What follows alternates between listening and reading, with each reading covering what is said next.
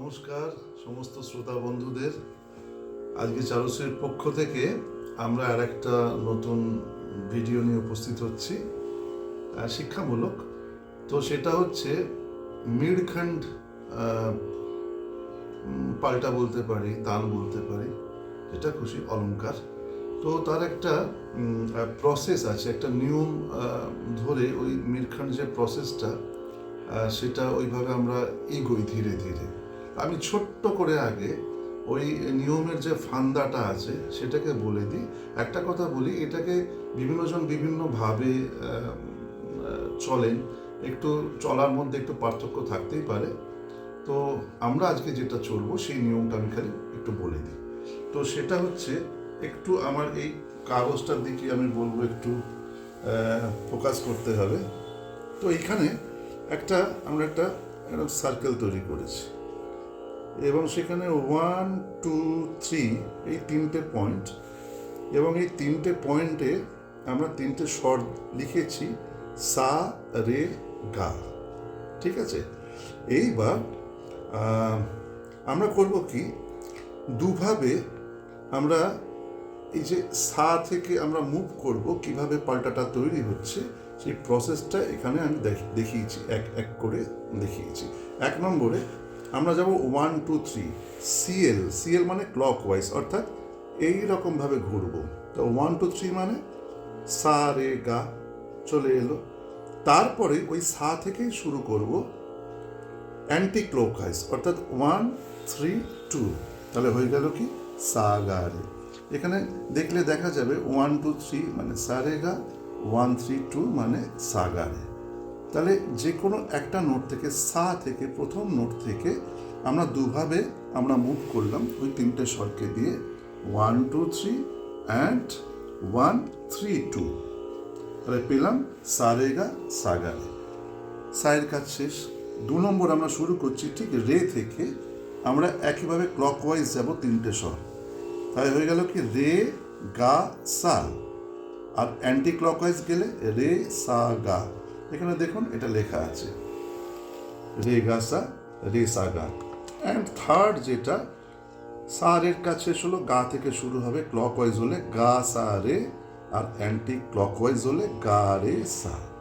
আমাদের কিন্তু এই যা লেখা শেখার ব্যাপার ট্যাপারগুলো শেষ হয়ে গেল। আমরা পেলাম 1, 2, 3, 4, 5, 6, প্রতিটা স্বর থেকে দুটো করে ফরমেশন পেলাম, টোটাল 6টা ফরমেশন। এবার কাজটা শেষ হয়নি, আর একটা কাজ বাকি আছে। কি বাকি আছে?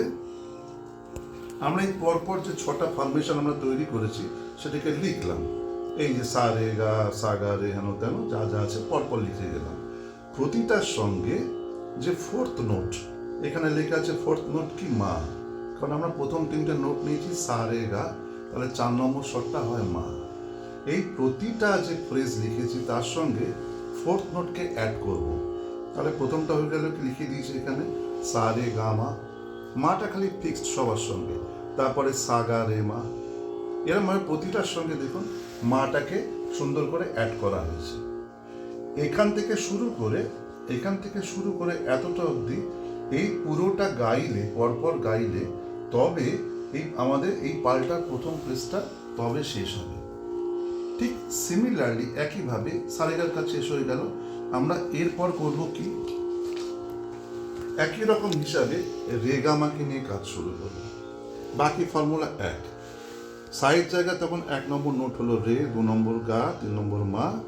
বাকি যে কাজকর্মগুলো আমরা আগে করেছি সেটা দেখে নিলেই হবে। ঠিক একইভাবে আমরা নতুন নতুন ফরমেশন বানাবো। আর রেগামার ক্ষেত্রে 4 নম্বর স্বর কি হয়, রে, গা, মা, তারপর পা হয়। প্রতিটার সঙ্গে পাকে অ্যাড করলে এইরকমভাবে নতুন নতুন ফরমেশনগুলো তৈরি হবে।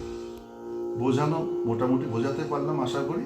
এবার আমরা এই জিনিসটাকে আমাদের এক ছোট্ট বন্ধু সিনজিনের কাছে আমরা একটু করে শুনে নেব। শুনে নিলে আরো ক্লিয়ার হয়ে যাবে। তাহলে আমরা সিনজিনের কাছে যাচ্ছি। সা, রে, গা, মা, সা, গা, রে, মা, রে, গা, সা, মা, রে, সা, গা, মা, গা, সা, রে, মা, গা, রে, সা, মা, রে, গা, মা, পা, রে, মা, গা, পা, গা, মা, রে, পা, গা, রে, মা, পা, মা, রে, গা, পা, মা, গা, রে, পা। এবার আমি এটা একটু তাড়াতাড়ি করে করার চেষ্টা করছি।